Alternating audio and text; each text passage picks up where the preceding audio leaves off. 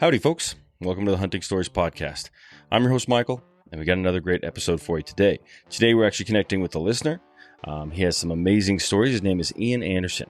Iain, of course, reached out using the handy-dandy form that I've put together. If you're interested in telling some stories of your own, please check out our website. It's in the show notes. It's also on our Instagram. You can find that survey basically anywhere. But thank you, Iain, for being brave, reaching out, and sharing some stories with us today. And to you listeners, thank you guys for tuning in. Let's go ahead and kick this thing off. Let Iain tell you some of his stories. Thank you.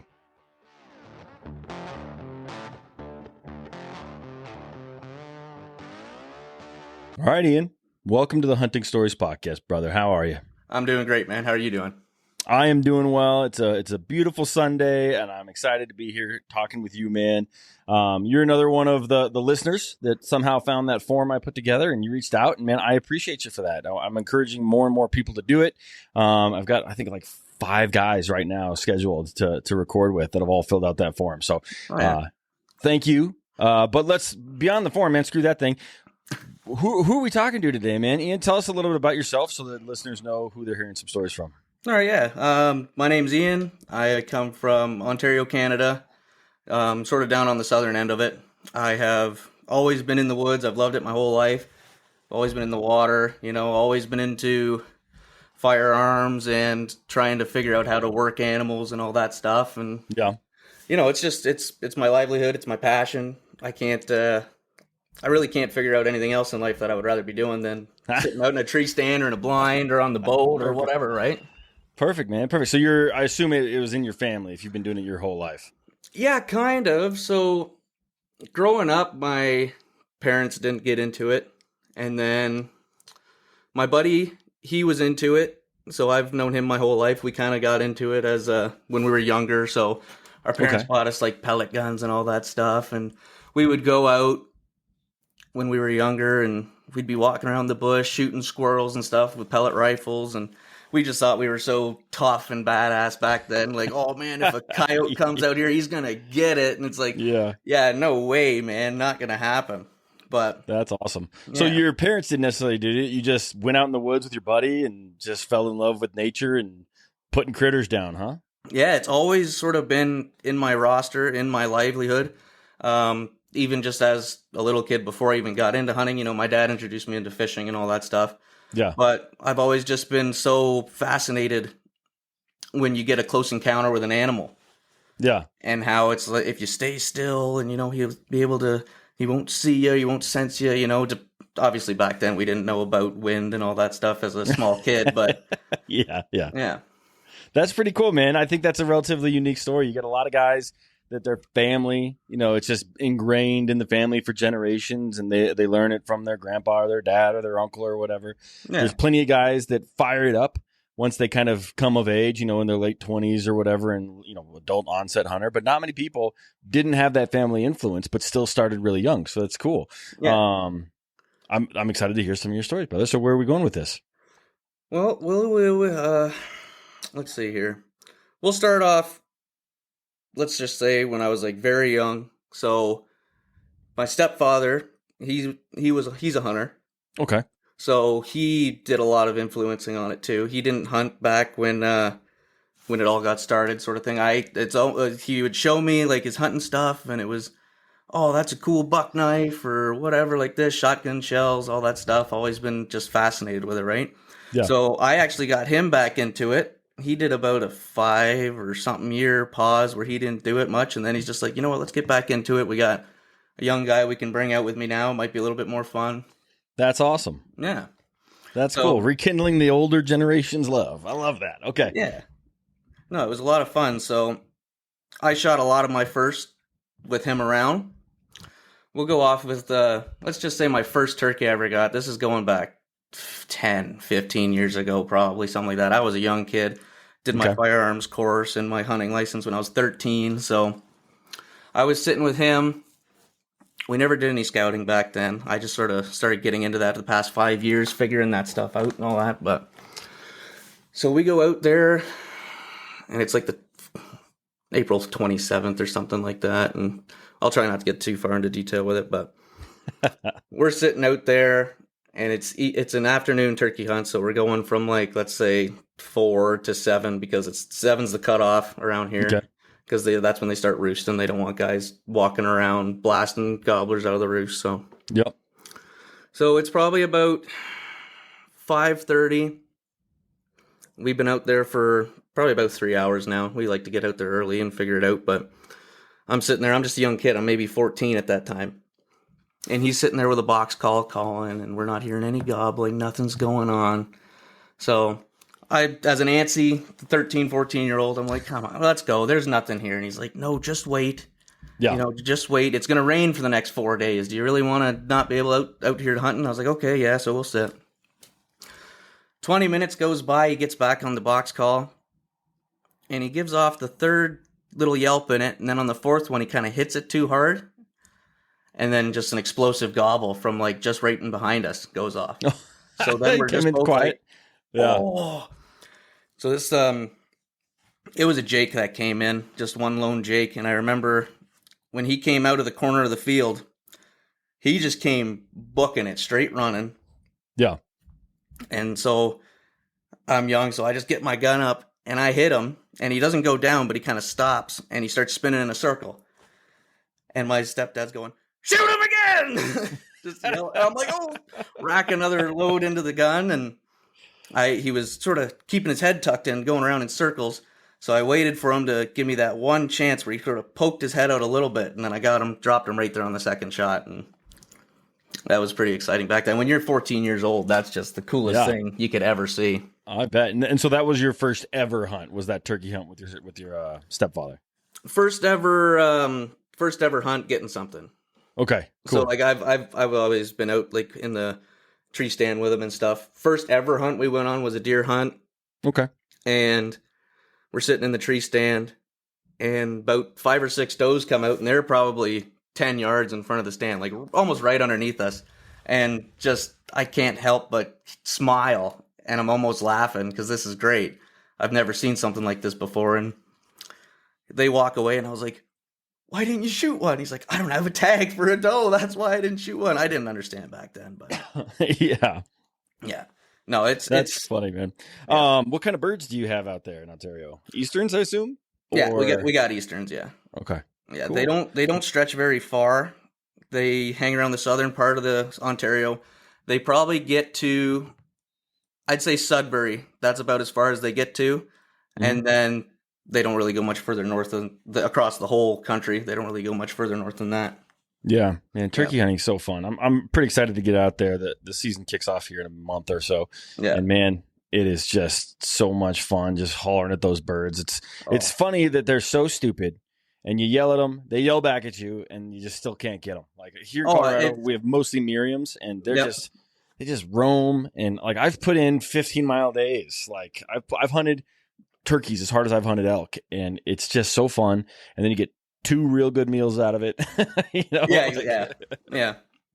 Depending on how much you want to do it, like around here, I don't know if the laws are different or anything down in the States, but you can take the breast meat, and the rest of the bird you can just toss that. But we like to try and take the legs, make that for soup, because the legs are just tough because it's nothing but muscle in those things, right? So. Exactly. Yeah, I make like a pozole, like a nice like chili soup. It's just so good, but you got to slow cook the legs. It's not a butterball turkey. That's exactly. Sure, right? Yeah. So yeah. But yeah, I take the breast. Recently, actually, I had someone I had on my podcast. It was actually like episode 10, so a long time ago. But Jeremiah Doherty, he's a chef, and he has a recipe for like I don't know if you have KFC, Kentucky Fried Chicken, up there in Canada. Oh yeah, we got it. Okay, so he basically had a recipe to make KFC bowls. It's like mashed potatoes, corn, gravy, but nice. with breaded chicken or turkey. Oh my goodness. I'll share that episode, or not that episode, but that recipe maybe on my Instagram or something, because that thing was delicious. I love wild turkey, man. It's so good. There's nothing better. Yeah, they're really, well, I mean, there's plenty of great things. I'm going to say it's a tie with a lot of delicious game meat out there, but it's awesome. Yeah. I wish I could get more tags in Colorado. You can get, I think, 2 birds all year. Like if you wanted to also hunt them, one in the fall, one in the spring. Yeah. But other states, Texas, I think you get like 4 or 5 birds. It's crazy. Yeah. No, I think we can do in Ontario. I think we can do 3. So we can get 2 spring turkey tags, and that runs from April 25th to the end of May. Okay. And then we have a 1 month long from the 1st of October to the 31st of October turkey season in the fall. And you can get either a hen or a tom, but you can only get one tag. Okay. Yeah. Interesting. Cool, man. Well, what other stories you got? So you had a turkey sneak up behind you at 13. Where else are we going today?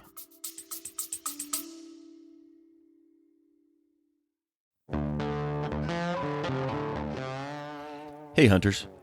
Have you ever had one of those stories, the ones that you didn't want to tell, the ones that end in failure? Yeah, I've been there. Actually, you know what? The culprit for me usually is bad optics, or worse, lack of using my optics at all. Picture this. I spot a trophy buck, or an antelope, or an elk, whatever it may be. My heart is racing, but the blurry view, or I just can't quite identify exactly what I'm looking at, it has me second guessing. Well, that's where Vortex Optics comes in.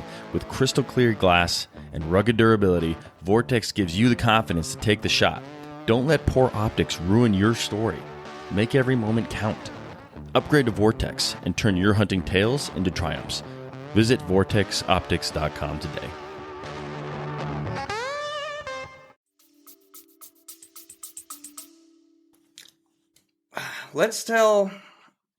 I don't want to give away the location of the place. It's not my place to say. It's my buddy's place.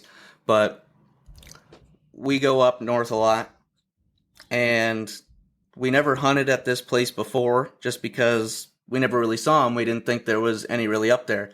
Then the first time when we saw the first flock up there was like 30. So we're like, we're coming up here in, May, and we're going to hammer them, right? We're going to get out there. Boys weekend, we're going to get out there. So our first time we ever did that, we get there and, we're unloading our stuff. We're all super excited. And as, Canadian guys too, right?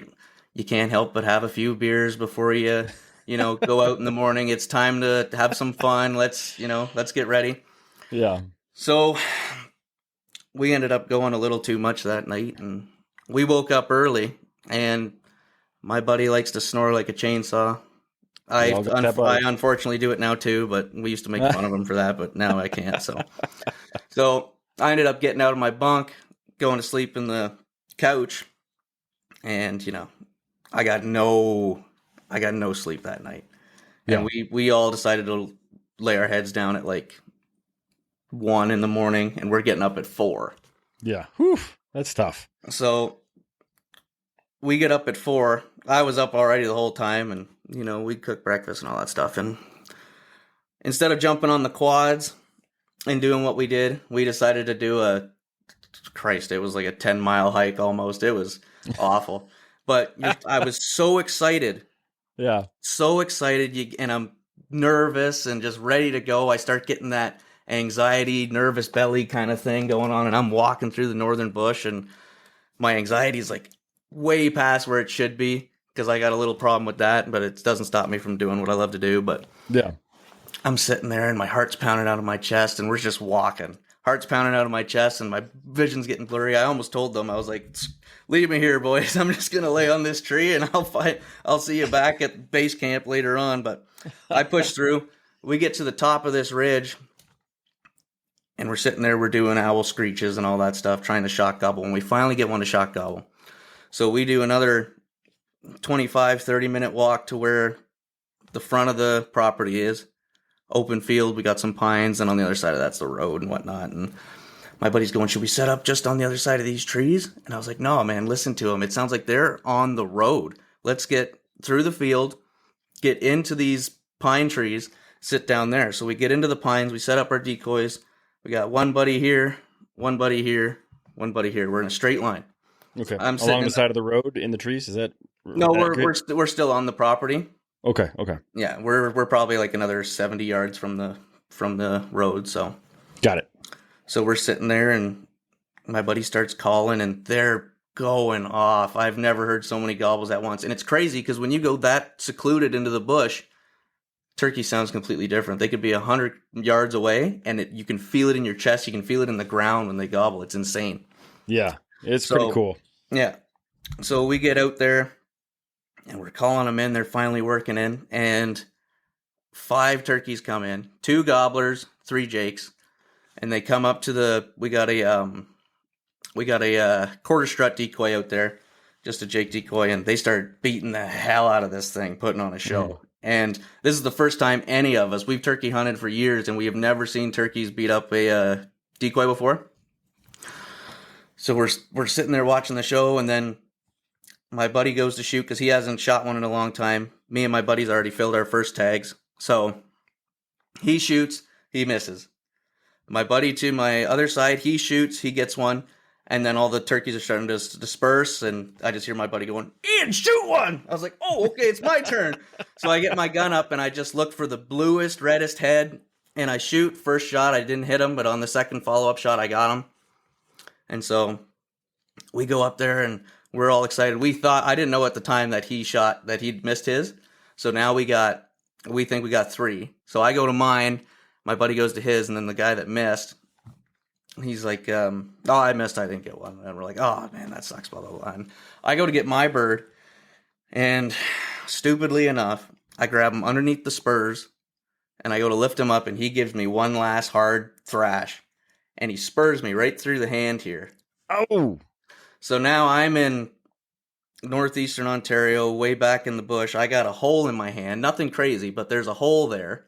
Yeah, I think through the cam here, which is not the greatest quality, I can see the scar, I think. Yeah, just a little bit right there. Yeah. So now we're walking back with a hand. I'm still all worked up, now I got a hole in my hand, so it's even getting me more worked up.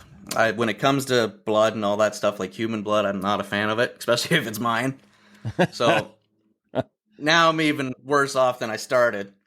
So I'm carrying back my bird. I got my shotgun. And then I'm just huffing and puffing. I was like, "Man, I don't want to put this on you. I know you missed your bird. Can you please just carry my bird back?" And he's like, "Man, you fucking suck. Whatever. I'll carry your bird back." And I was like, "Thanks, man. You're the best." And so we get back to base camp, and my buddy's dad's there, and we're showing him the birds. And I was like, "Yeah, I got spurred." And he's like, "Oh, that's nasty. Go over to the well pump and clean that out." So I start pumping the well, and I get water in it. And as soon as I got water in it, it's like someone stabbed a knife in there and twisted it. There must have been a nerve in there or something, or it hit a tendon, because that's hollow, surprisingly enough. Yeah. So I was like, "Oh, that stung like a lot." I start shaking my hand like crazy and jumping around like a little goof. But so I didn't have my truck there that weekend. My buddy's dad was there. We drove up all together. So I was like, "I got to run to the hospital, get this clean, get this stitched up." And he's like, "All right, you can take my truck." And I was like, "I am on zero sleep and I'm all worked up." I was like, "I would much prefer not to crash your truck on the way there." And I was like, "I hate to wreck your day. I hate to wreck your morning, but I'm going to need a ride there." He's like, "Yeah, no worries. We'll get you there." So hour later, we're in small northeastern Ontario hospital, and I walk into the ER, and they're like, "Oh, how can we help you today?" I was like, "Yeah, I got spurred by a turkey." And everybody's like, "You got what?" I was like, "No, I got spurred by a turkey. I got a hole in my hand. I need it cleaned out and stitched up." They're like, "Okay." So now I'm sitting in the waiting room for 2 hours, and a couple doctors come up to me. They're like, "Well, did you get him?" I was like, "Oh, yeah, he's dead. I got him." But he put up a fight right at the last second. He wasn't going down without putting me out for something. So yeah, I got him, but not good enough on the first go round. Yeah, I had three doctors come up to me and ask me that question. And then the guy who came in and stitched my hand asked it again. "Well, did you get him?" I was like, "Oh, he's dead. He's gone." And then he's like, "I've never heard that before." He was so fascinated by it, right? Yeah. And then, Let me ask this. I know people measure spurs. I've never measured any of mine, but did he have decent spurs on him? He was not a limb hanger. He would have been a limb hanger the next year, but he got me good enough. And then if he was a limb hanger, I think that would have been a real issue. If he got all the way through. Yeah, if he got me with like almost a 1 3/4 to a 2-inch spur, he would have screwed me over big time. Yeah, that would have been nasty. Okay, he might have cut the tendon or something in my hand, right? And then it would have been a real problem. Just take the whole thumb off. Yeah. That's crazy, man. Okay, so did you get back to camp, and did your boys have any more luck, or is that kind of where the story ends there? Nope, story ends there. We got our birds. Okay. We tried to go out the next morning to redempt our buddy, and we didn't end up redemption, but we go out there every year, and every year it's been a success. My buddy who missed, finally, like 2-3 years down the road, we got him his bird. We're out on the road, and we're in the truck. We're just finding gobblers at this point. We're trying to find some public land where they might be. Yeah. So we're on the road and we hear some gobbling down a power line, and we're like, oh, okay, let's just sit in the truck, see what they do. We're not going to shoot, we don't play those games. So we're sitting there and we got 3 gobblers right in front of us on the road, full strut, gobbling away, dumb as can be. We couldn't believe it. Just for 15, 20 minutes, just sitting there, gobbling away every call. But we get back to camp. We're going down the laneway, and we're like, let's just stop midway. And we do another owl screech, we do some yelping, and we finally hear one again. So there's one on our property now. So we get set up, and I'm a nice guy. I wish I wasn't, because my buddy who actually shot his turkey, who missed a few years before, finally got his redemption. That bird walked right in front of my gun, and I could have drilled him at 15 yards, and I was like, no, this is my buddy's time. I'm not going to wreck this for him. But, good for you, man. Yeah. Good for you. That's good karma. You probably had success in another hunt in the future. You wouldn't have if you had shot that bird. I'll tell you that right now. Oh, I know. It would have been... Hunting karma exists for sure. It does, and I've been there many times. I stole a buck out from under the one landowner one year when I was younger, probably about 17, still in high school. He's sitting in a tree stand like 100 yards from me, and I'm sitting in another stand. It's morning. Or no, it was evening, sorry. And this little 5-point buck comes walking right in between us. Yeah. And I shot it out from under him. And he would never let me down with it. I shot it out from under him. I drill it. It runs off. He shoots. And then I reload. I shoot it again. It goes down. We go and find it. And not a perfect shot, because I was using a 870 smooth barrel rifled slugs. Shot him in the liver. He died pretty quick. He wasn't, I prefer a heart or a lung shot, but when you're that young, and you don't have the proper gun and whatnot, so we ended up getting him, and he's yelling at me. I can't believe you stole that buck out from an old man, blah blah blah. And I'm like, oh come on, you wouldn't have hit it anyways. Laughing at him, joking with him. So I was like, what are you shooting with? He's like, I got buckshot. I was like, you wouldn't have shot him with that anyways, blah, blah. And then, we get him hung up in the barn, and I go home. I come back the next morning. They decided to stay there, drink beer, and clean the deer with me. What he does is once he got the hide off the deer, he takes a screwdriver, pokes a bunch of holes in the vital area. And then I get back in the morning. He's like, nope, that's my deer. And I was like, bull crap, that's not yours, man. You didn't freaking I'm laughing at him. I was like, no way. There's no way in hell that's yours. I was like, what are you using? He's like, oh, I was using double aught buck. And I was like, there's 14 friggin' holes in here, man. You were not, I know that gun doesn't shoot 3-inch shells. You are not you got 9 pellets in that thing. You don't have 14. And he's like, oh, okay. I poked it with a screwdriver. I was like, yeah, that's what I thought. That's funny, man. That's funny. I have a funny, it's actually a part turkey story about my buddy about bad hunting karma, right? So he's duck hunting in South Dakota, and they have a pretty good trip, but they were basically walking back because they can walk to this cabin to where they hunt and back and forth. And so there's just turkeys everywhere. And it's not turkey season. And so he gave himself some bad karma because him and this other guy, there's like 5 turkeys. They fired 3 shots, killed all 5 turkeys. So it was Jake's. It was Jake's and hens, and it not even a tom in the bunch, but it was also off season. Basically, they poached. He came back, and he didn't tell me, but like one of an acquaintance, like the story got around, and I found out. And I was like, did you just poach a bunch of turkeys? He's like, well, kind of making it seem not a big deal. And I'm like, well, hey, if that's what you want to roll, like that's on you. Like I wouldn't do it, but good, congratulations, I guess. How was the duck hunting?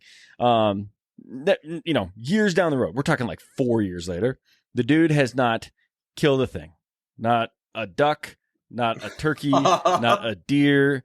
Like he just went on the driest spell of his life. And so we were actually hunting this last September, and we were archery hunting, and he was just like, you know what, man, like I just haven't killed anything since I did that. He's like, maybe I shouldn't have done that, gave myself some bad karma, maybe I need to, and like he just like owned up to it. Yeah. And the next day I killed an antelope. So it was the first animal he has been around someone killing something in years. Like he wasn't there for and this is my normal hunting buddy. He wasn't there for my elk. He wasn't there for my moose. He just kept missing everything that I was putting down, kept missing all of my hunts. he'd be there, he would leave, and then as soon as he would leave, I would kill something. Yeah. Right. And so like he finally owned up to it. And then that day we go out and I put down an antelope and he's like, maybe I just got that dark monkey off my back, man. Maybe I just need to be a more honest hunter. So I don't know if you believe in karma, if you believe in that kind of, juju, that woo-woo stuff. But Yep. no, I believe in it 100%, man. It's real. Yeah, like, man. This stuff is and it'll wreck your whole freaking year. It'll wreck your whole multiple years. 4 years, man. 4 years. I had a dry spell with deer hunting for 5 years after I shot that buck out from under the farmer. Yep. And I've gotten bucks walk through, and I have so many bad stories, and I don't want to really get into them because they get pretty embarrassing. But yeah, those are my favorite kind of stories. But yeah, no, it's a real thing. So all you hunters out there, stay within the rules. Etiquette. There's proper etiquette to most things. Pretty common sense stuff. Mm-hmm. Do it right, and I guarantee you'll be more successful. But that was a little bit of a tangent that I went on there. So sorry about that, Ian. No worries. What other stories you got for us besides stealing deer from old men? Well, you know what? Let's get into a deer story since we're still on that topic a little bit. I'll tell you my first buck I ever shot. This buck, just for reference of it, I would say he was on the decline on his downgrade for 2-3 years. Okay. He was old. He was huge in the body, but he had a good base and all that stuff. But his one side was a good 5 point, and his other side just looked like a saw. Just small little points on it. You could have cut a 2x4 with his one side. But this is probably either the year I shot that turkey or the year after. So I'm 13, 14, 15, whatever it is. I'm in high school. I remember the day it happened. And I'm sitting there. I never really liked the stand I was in. Now that I think back at it, that was a great spot because you go there on the proper wind. That's where they bed. So I'm guessing this is the proper wind or whatever I've been waiting for.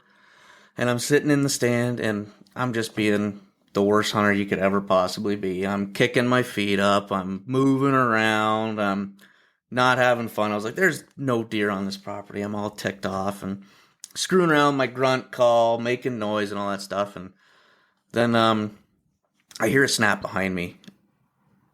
And I just sort of go, that was a squirrel, but you know what? I gotta look. So I look over behind me and I just see this tank of a buck, just big. And I'm 15. This is like the biggest buck I've ever seen while out hunting. So I look at him and I go, holy fuck. And I get my gun ready and he comes out from behind me and he comes off to my right side. I'm a left shoulder shot, so he couldn't have came more perfect. He was at like 15 yards. I remember I had my gun over the railing of my stand, and then he just kind of got closer, and I was like, oh no. So I had to go under it, move the gun under it. So now I'm aiming at him, and he's looking at me, and I was just like, now my heart's pounding on my chest, and I'm 15 years old, and I just remember going, 3, 2, 1. Boom! Dropped him right there. Yeah. Pinned him to the floor of the forest. Pinned him to the floor. It was a spine shot because 870 rifled slugs. I don't shoot that anymore because I've had a really bad mistake with one. So we don't play that game anymore with that gun. We got a rifled barrel and all that stuff now. But yeah, when this story wraps up, you mind sharing that as well? I'd love to hear kind of what went wrong with that caliber for you. Yeah, for sure. Maybe it'll help somebody else. Yeah, I'll tell you. Actually, I got 2 stories with it. I'll tell you. But so that buck, he's on the ground, spine shot. He's roaring. He's grunting. He's roaring. I'm like, oh my God, I've never heard a deer do this. So I racked another round and I put one in him again, and that sort of knocked him down then, and he was done for the count. But so with that 870, to all hunters listening, you know what? I've had guys say, use buckshot. Don't use buckshot. My buddy shot a deer this last year. We found buckshot pellets in the hide. Don't use buckshot. I don't maybe if you got 3.5-inch buckshot and the deer's at 5 yards, blast them all day long. But if you're going to shoot a deer outside of 20 yards with buckshot, just don't do it. But with rifle, man. So I've only killed one whitetail. Yeah. Shot him with buckshot, probably 45 yards, 50 yards. And I dropped him. He ran 30 yards maybe. Really? Yeah. When I shot, he I knew I hit him. My buddy thought I missed, but I knew I hit him because he pulled his front right leg in. So I was like, he ran out on 3 legs, and I was like, I know I hit him, and that's a good spot to hit him, but I didn't know how bad. And I will say, buckshot, you're not going to get a blood trail at all. You're not going to get any blood. We did not get any blood. Did not find blood. We just managed to spot him. Yeah. But did kill him at that distance. So that's just my anecdotal one time I've killed a whitetail. It was with buckshot. But continue. I'd love to hear more. Yeah. So if you're going to get into if you do a shotgun hunt or something in your area, most people have the rifle hunts and all that stuff. We get those further north, but around where I am, we get shotgun hunts. And for the longest time, I used rifled slugs, 26-inch barrel on my Remington 870, smooth bore. And so I have killed deer with that before. Never the best of shots, but they went down. So with that, here's my horror stories with it that made me completely stop using it. I was sitting in the stand. One of the hunters on the other side of the property shoots. We have a whole group chat going on our phones. So somebody shoots, and we're all like, who was it? And they're like, oh, that was Bill. And we're like, oh, yeah, Bill, good job, blah, blah, blah. And hell yeah, Bill. He actually missed, but he was with a muzzleloader, and he was like 80-something. He was an old guy, so he just shot at a doe. And he shot, and 5 minutes later, I'm sitting in my stand, and I hear a freight train running through the bush. And I see this absolute stud Boone and Crockett of a buck. I've never seen one bigger in my life. And I see a Boone and Crockett almost every year on my trail cameras around here. And I've never seen anything bigger in my life. And he's chasing this young doe.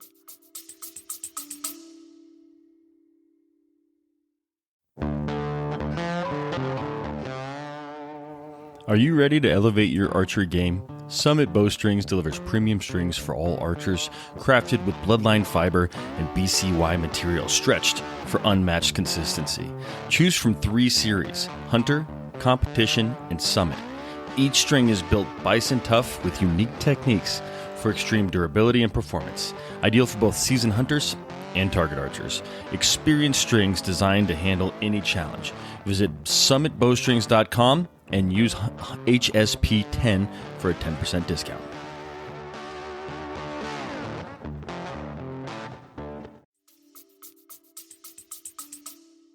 What is big? I know big is very relative to the territory, so I'm just curious. What is a big Ontario buck? Big Ontario buck would be your standard Boone and Crockett, 170 and up to 160, even 150. If you get a good 150 with a lot of character, it's a really nice buck. But cool. It is pretty standard still. Like, big is big, right? So your 170, that's your Boone and Crockett, that's your ticket deer and all that stuff. They're hard to come by, but if you're in the right spot with the right crops and everything, they do show up. Okay. I've seen 160s to Boone and Crockett's almost every year for probably the past 10 years. But they're smart, man. They're not dumb around here. They are the smartest things. Like, people say dolphins are smart. It's like, no, you put a Southern Ontario whitetail in the ground, and that thing will do your taxes for you. That thing's the smartest thing in the friggin' world, man. And so I learned an interesting dolphin fact I'll share with you later because it's very interesting. But continue. Yeah.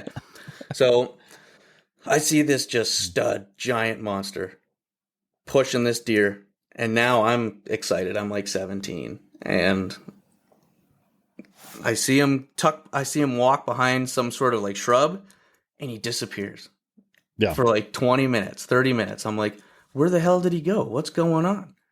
And then I see that doe he was chasing comes back down the hill and then just lies down like 90 yards from my stand. So I get on the phone and I'm like, I got a doe laying down 90 yards. What should I do? They're like, if it gets up, blast her. And I was like, okay. So I'm in my stand. I'm stomping my boots on the metal grating, and I'm breaking sticks, throwing sticks, and I'm shaking everything, and I'm trying to make as much noise as I can to get this deer up. So then I was like, you know what? I've never tried it, but let's try the snort wheeze. I blow the snort wheeze. This thing gets up. I shoot it. I hit it, surprisingly enough, with that inaccurate gun at 90 yards. I hit it perfectly. It drops. So I was like, wow, no way. That buck that I saw 30 minutes ago chasing that same deer bedded down behind that shrub. I saw him disappear behind. So now he's walking real slow, and I can see him, and he's so big, I shit you not. he is swaying like a moose would sway through the bush. Yeah. So now I'm like, you know what? We got 5 guys here. We got all tags. If 5 deer walked in front of me, you can. You're party hunting. You can shoot all 5. You know, you got your tags and all that stuff. So I unload on this thing he's at like 110 yards. I'm shooting through the hardwoods, and he's just standing there looking at me. Boom, miss, rack, boom, miss, rack, boom, miss. And I'm like, what the hell's going on? And I shot 8 rounds at this thing before I ran out of shells. And he just turned around, swayed into the bush, never hit him. And I was like, what the hell just happened? And that's just, you know, they are super smart, but they are super dumb at the same time, dependent. Like, that buck was full rut. Yeah. He was full swing rut. He was as dumb as he could get, but I wish I could go back there now and just stayed calm and use that snort wheeze again, because I guarantee you he would have came running. And surprisingly enough, I have had a lot of deer, big bucks too, like ones you want to shoot, your target bucks. If they're in the area and they're in their rut time, there's nothing more important than knowing how to like do the right communications. And that was the one horror story with that buck. Totally missed him. It was fine. Whatever. You know, everybody's laughing at me. Oh, you got buck fever, boy. I'm like, yeah, I know what I got. Leave me alone.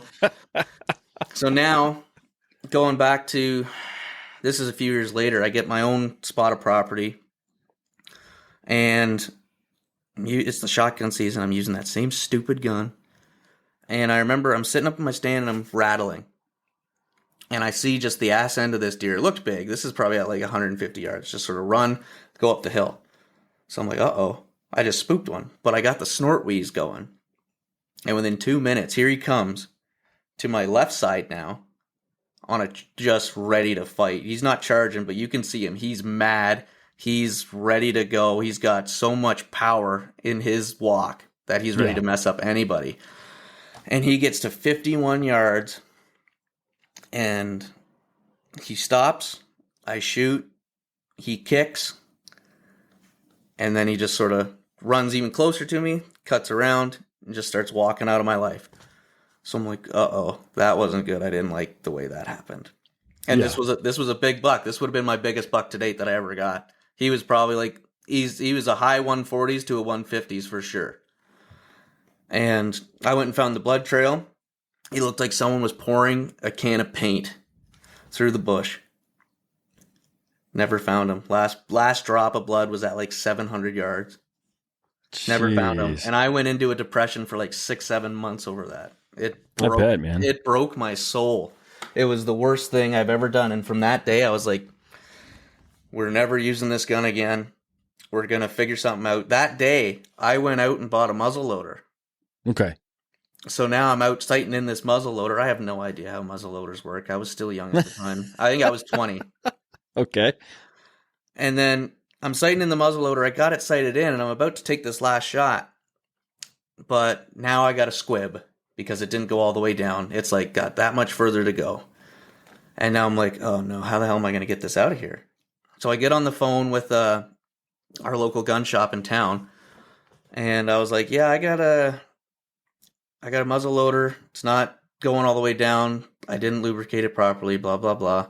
And I was like, is it okay to fire? And he's like, don't fire it. It'll blow up in your face. And I was like, okay, I won't fire it. Well, I'm on the phone with him. I have a small 6-point buck walk right towards me, 20 yards. I got my truck there in the field, wind's blowing in his face, just standing there making fun of me. And I was like, you gotta be freaking kidding me, man. Like, are you serious? Just to put the icing on the cake. Like, come on. I couldn't believe it. That's crazy. That's crazy. So how did you fix the gun? Like, did you have to take it to the shop, or what did you get? What did you get to do? I took the barrel off and I pushed it from the opposite side to where you would load in your power and stuff. So I took off the back plate. I can't remember what they're called, but I unscrewed it. Brake plug.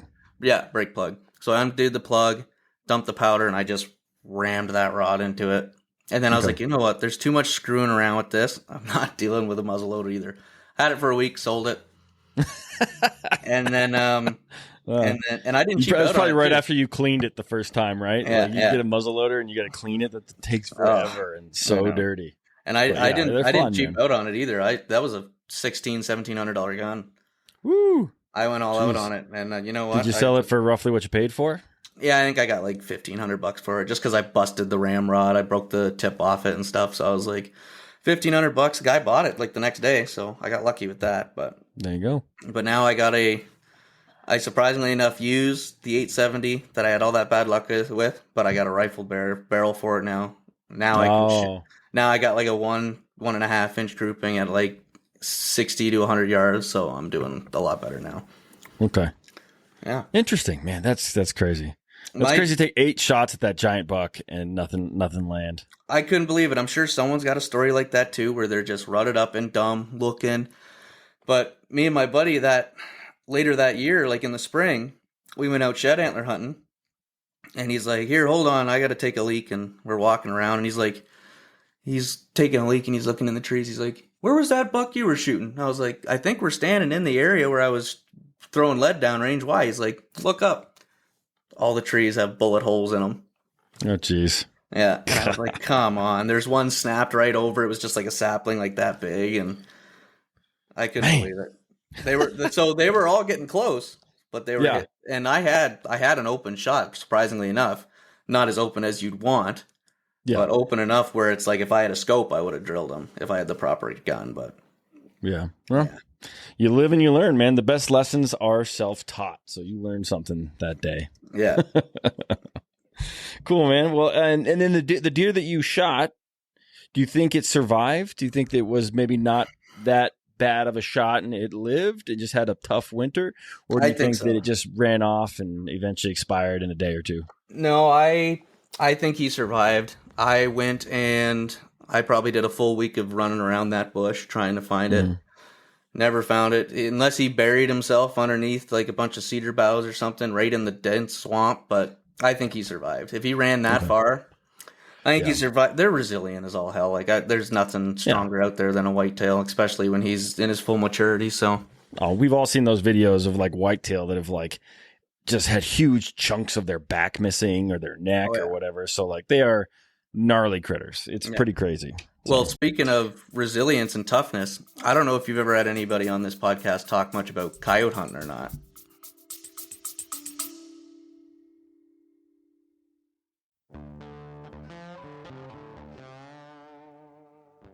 Imagine this. You're deep in the wilderness. The sun is rising, casting golden light over rugged terrain. Your heart races as you navigate through the backcountry, knowing the perfect shot could come at any moment. This is where memories are made and stories are born. Ultralight rifles are often seen as Mountain West guns, but the Ridgeline FFT from Christensen Arms breaks that mold. This stellar, lightweight rifle is your perfect companion, whether you're in the backcountry or box blind, ensuring you never have to switch between your builds. With its aero-grade carbon fiber barrel and stock, the Ridgeline FFT is incredibly lightweight, yet powerful. Thanks to its innovative side baffle brake, it reduces recoil even on a 5-pound gun shooting magnum calibers. It's like black magic. As a sub-MOA tack driver made in America, the Ridgeline FFT is for those who seek the thrill of the hunt and the joy of storytelling. Picture yourself returning to camp, Ridgeline FFT in hand, ready to share the day's adventures. Head to your local shop, pick one up. You've got to feel this rifle to believe it. Let the Ridgeline FFT be part of your hunting stories and the legacy you pass down.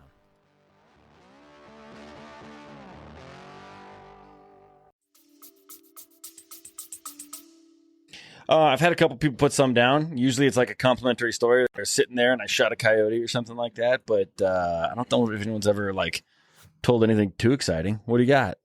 In southern Ontario, with coyote hunting is your all winter because it's open all year round. You can shoot as many as you want. Yeah. And like there's no limit on it. There's no tags. There's no limit. It's open season. Shoot as many as you want because we got way too many. Yeah, I've heard that they're crazy where like when you start to kill them, it like makes the females go into heat, right? So like when you start shooting a bunch, like when they do coyote drives and stuff, it doesn't really have an effect on the population because somehow they know and genetically they can, or biologically they can fire up them baby makers and just start cranking out more yotes. So they're crazy critters. Well, surprisingly enough, I've started coyote hunting years ago. I've only shot about 10, but only one was a female. Oh. So when you're shooting males, that's not really going to do anything. You shoot females, you shoot one female, there you go. You're taking out a a whole litter of coyotes. I don't know, you're taking 3, out a 4, coyote 5, 6, factory whatever right they there. do, right? Yeah. But the past few years, these coyotes have been tough. And when I mean tough, I mean, listen to this story. Me and my buddies, we go out to this one farm close to home. We get our fox pearl out there. Within a few minutes, we get a coyote coming in. Okay. My buddy shoots it with number 4 3-inch buck. And he hunches, he starts spinning around in circles. He's using a single shot, so he's reloading. My buddy shoots it with more buckshot. I shoot it right in the boiler room with a 22-250, and then my buddy hits it again. This thing got shot 1, 2, 3, 5 times before it hit the ground and died. Jesus. And That's crazy. Was he particularly large, Yodi? Or was he just average or small? He was your mid-size, 45, maybe pushing 50-pound coyote. He wasn't too big, but they're tough. And to put the icing on the cake with that, the next year, I go with my buddy. He's never shot a coyote before. He's all excited. He's like, let's go coyote hunting Saturday morning. I was like, well, it's going to be a really good morning for it. It's going to be nice and still, really cold. Let's go. We get out there, and when we're walking to where I wanted to sit, there's one in the field. Yeah. So I was like, shit, get down. And I get my gun up. I just sort of kneel down. I'm shooting off my knee. He starts to run. I give him the woo, and he stops. I shoot. I send a 22-250 through his teeth, out the back of his neck, and he's still standing. Jeez. And he's limping. I was like, well, that freaking hurt him. So I rack another round, and I get to the rock in front of me, and I put one in his boiler room, and he goes down. And I was like, no way, that just happened. That was super cool. There's been tons of times where I've seen coyotes walking in while I'm hunting, and I don't ever get the shot, but I finally got the shot on that one. And we get to him. There he is looking at us. And I was like, are you freaking kidding me? You're not dead? And my buddy's got a 243. He's like, I'm going to finish him off. I was like, all right, well, get a little closer than that. He's like stepping back because he's all nervous. I was like, well, make sure you freaking hammer him. And they're insane. I can't believe it. Yeah. And they do nothing but wreak havoc on the deer population. We have had pictures on trail cameras of them walking with fawns in their mouth in like the spring. That's crazy, man. Yeah. That's crazy. I shot a moose this last year here in Colorado, and when we were rolling in to find her, because I shot her at last light, and you never know. Like the blood, we had plenty of blood on the arrow because the arrow was full pass through, but we couldn't find any on the ground. So we're like, let's give her the night. Like it's a pass through. It's not gut. We see bubbles. Like that's a lung shot. She's dead. Yep. Let's just give her time, not bump her. So we get out of there. The next morning we're hiking in, and it's a beautiful morning. The crisp ice on all the plants, like really, really cold, crisp night. And we get in there, the sun's just hitting, so everything's like glowing, sparkling, and a coyote walks out. My buddy goes like, God, that's so cool and beautiful. And I'm like, no, it's not, dude. We're like 150 yards from where I might have a moose. Like, I don't want coyotes right here. Yeah. We eventually find, we roll a little farther, and there's a giant bull moose just in that field that I shot the cow, and he's just ripping trees out with his antlers. Just super cool. That was cool. Yeah. But we get to the spot that we think she is, and she's exactly where I thought she laid down in like the dusk light, and there's about 10 pounds of her missing. That coyote went in because it was with my bow, so went in with the front side of the wound, ripped up her front left shoulder, and then backdoored her for another meal. So it was I owe coyotes owe me about 10 pounds of moose meat. Bastards. Yep. Well, 10 pounds of moose meat, you'll get your revenge, but you got to shoot about 100 of them to get that back. So mostly just because you know what it's just a tax on them, right? It's like, you screwed me over. You know what? We're gonna really put a damper on your livelihood around here. But around here where I am, man, there's so many coyotes. I've had them. I live kind of like in town, in a small town, Mm-hmm.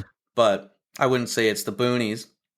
I've had coyotes middle of the night, me and my buddies hanging out by the road, having a beer, talking by the car and whatnot. Coyote comes running. It's 2:00 in the morning. Comes running right down the road, right beside us. I was like, did you just see that? He's like, yeah. They're bold around here. I've seen them in the middle of like the cities and stuff too. They're getting really bad in Toronto, actually. Apparently, yeah, man. Actually, it's funny that my moose is when I'm like, this is what I'm angry at coyotes for. We had a cat, and it stayed out one night, and now we no longer have a cat, and it was coyotes because they're all over the place. We found fur everywhere. It was this big orange cat, lots of fur.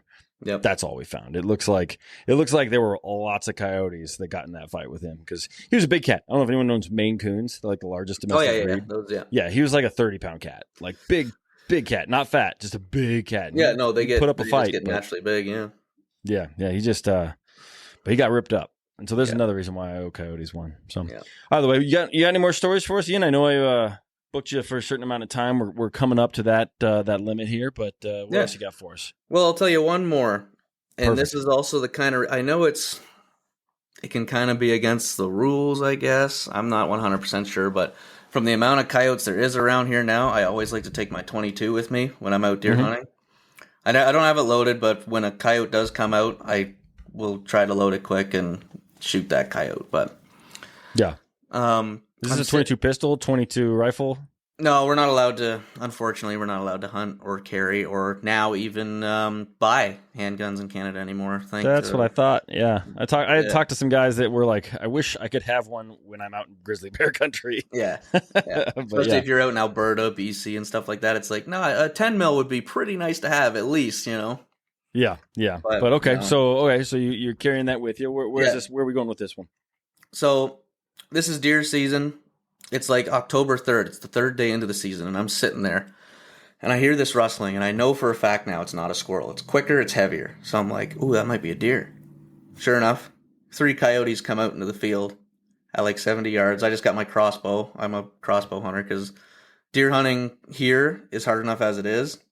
I know some guys that are really, really good, and they use the compounds, but around here, it's just for some reason that we don't have deer populations like you guys do, and you know, they're just, when you do get good, like there is good deer here, but they're not as plentiful.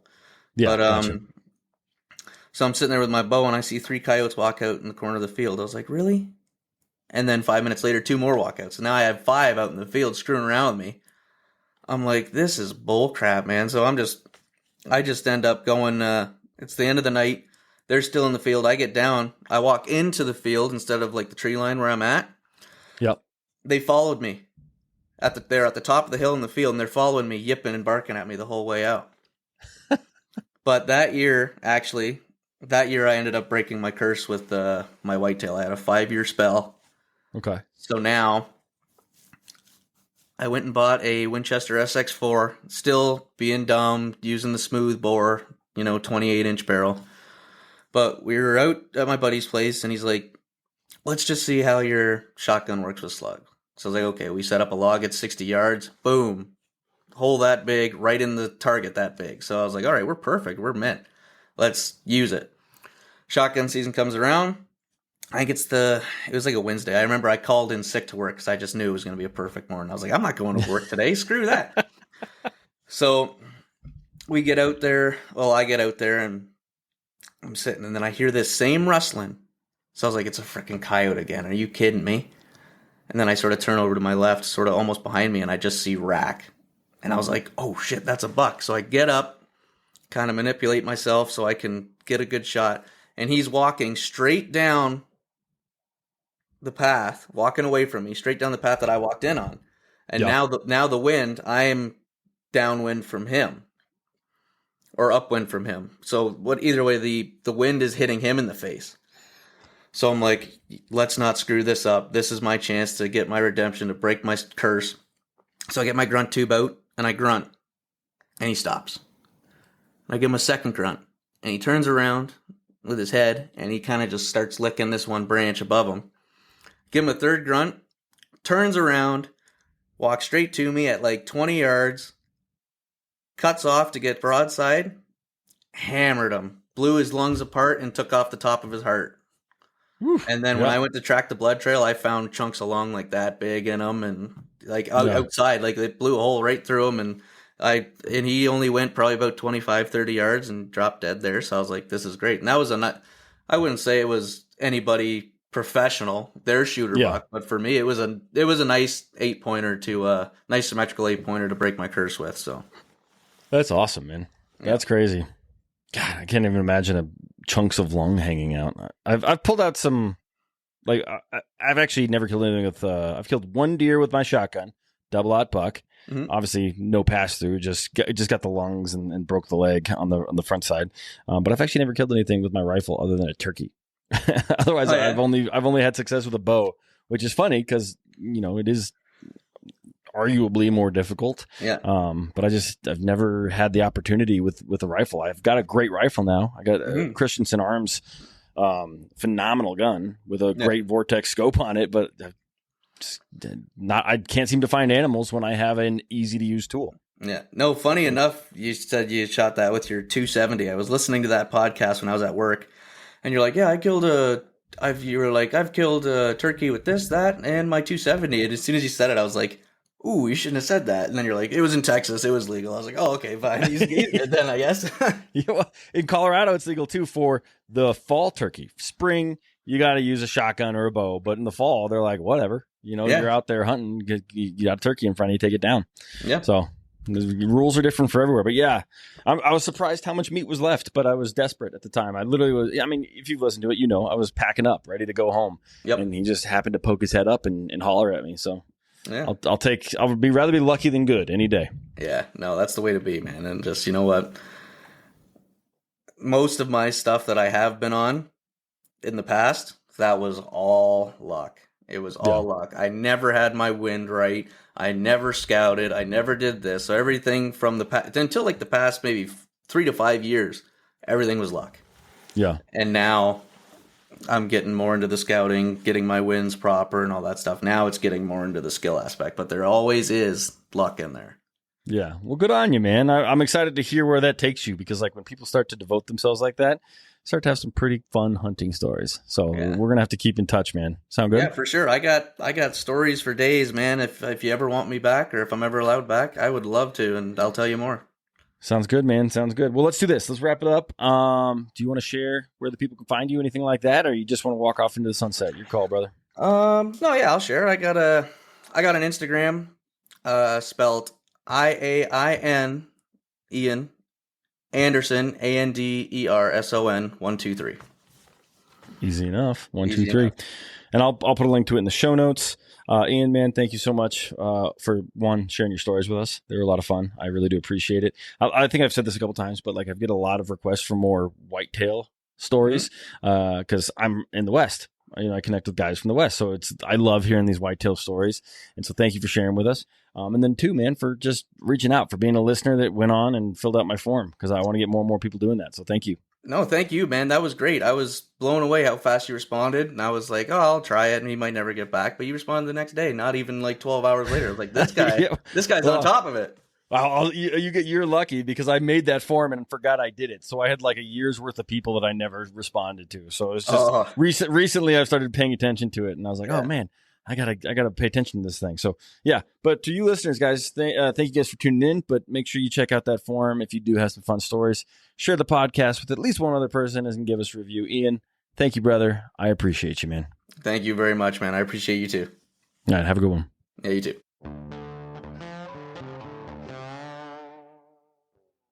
All right, guys, that's it. Another couple stories in the books. I want to thank Iain for coming on the podcast, filling out the form, and being brave and coming out here and, of course, sharing some of his best stories with us. Thank you, sir. I do appreciate you. To you listeners, thank you guys for tuning in. I really appreciate you all as well. I'm trying to get to 100 reviews on both Apple and Spotify. So whatever you're listening to right now, if you haven't given us a review, please do. I would very much appreciate it. Beyond that, share the podcast with at least one other person. And that's it, guys. Thank you for tuning in. Now get out there and make some stories of your own.